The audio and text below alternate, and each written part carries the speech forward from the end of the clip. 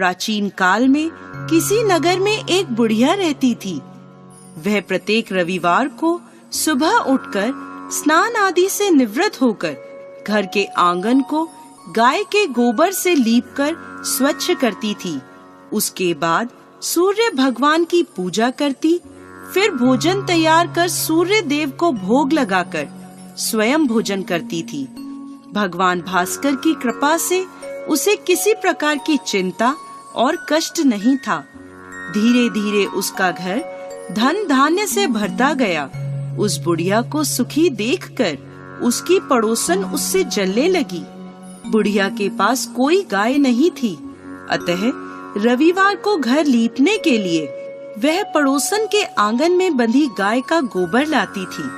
पड़ोसन ने ईर्ष्या में आकर अपनी गाय को घर के भीतर बांध लिया, जिस कारण बुढ़िया को रविवार को गोबर नहीं मिला। बुढ़िया अपना आंगन नहीं लीप सकी। आंगन ना लीपने के कारण उसने ना तो भोजन बनाया, ना ही सूर्य देव को भोग लगाया और स्वयं भी भोजन नहीं करा। सूर्यास्त होने पर भूखी प्यासी सो गई।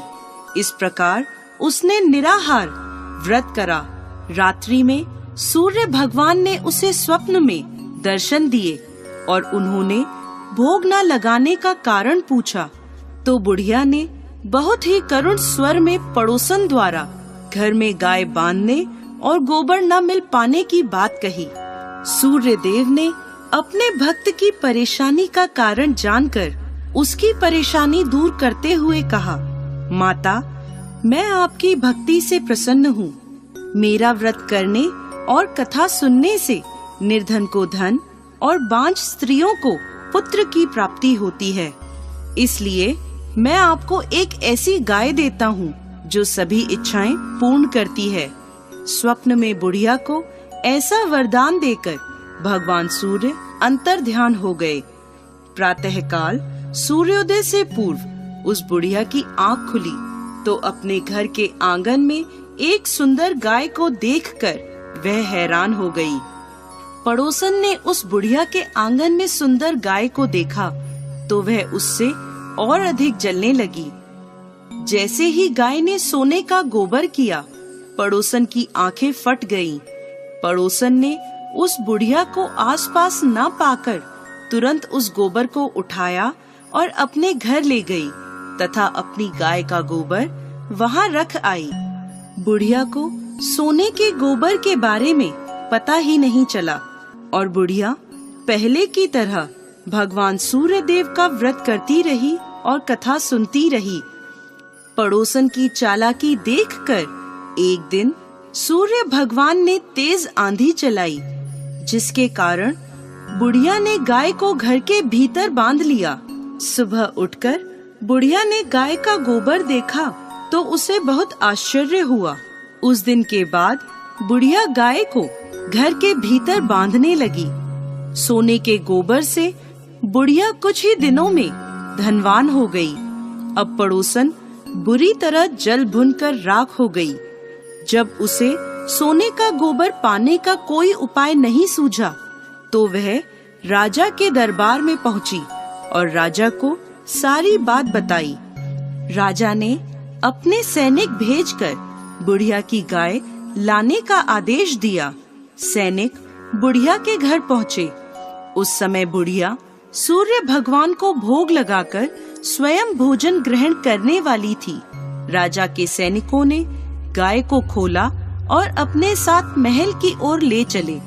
बुढ़िया ने सैनिकों से गाय न ले जाने की प्रार्थना की। बहुत रोई चिल्लाई, लेकिन राजा के सैनिक नहीं माने। गाय के चले जाने से बुढ़िया को बहुत दुख हुआ। उस दिन उसने कुछ नहीं खाया और सूर्य भगवान से गाय को पुनः प्राप्त करने की प्रार्थना करने लगी। दूसरी ओर राजा गाय को देखकर बहुत खुश हुआ और सैनिकों से बोला, इस सोने का गोबर करने वाली गाय को गौशाला की जगह मेरे कक्ष में बांधा जाए। सुबह जैसे ही राजा उठा, सारा महल गोबर और बदबू से भरा देखकर राजा घबरा गया। उसने सैनिकों से गंदगी साफ करने को कहा परंतु गोबर साफ ही नहीं हो रहा था। जितना साफ करते वह उतना ही फैल जाता। यह देखकर राजा क्रोधित हुआ और उसने पड़ोसन को राजमहल में बुलवाया और उसे दंडित किया। इसके बाद राजा ने तुरंत बुढ़िया को महल में बुलवाया और उससे क्षमा मांगते हुए सम्मान सहित गाय लौटा दी। तत्पश्चात राजा के महल से सारी गंदगी दूर हो गई। तब बुढ़िया ने राजा को रविवार के व्रत की और भगवान भास्कर द्वारा गाय दी जाने की सारी बात बताई। राजा ने अपने राज्य में घोषणा कराई कि सभी स्त्री पुरुष रविवार का व्रत किया करें।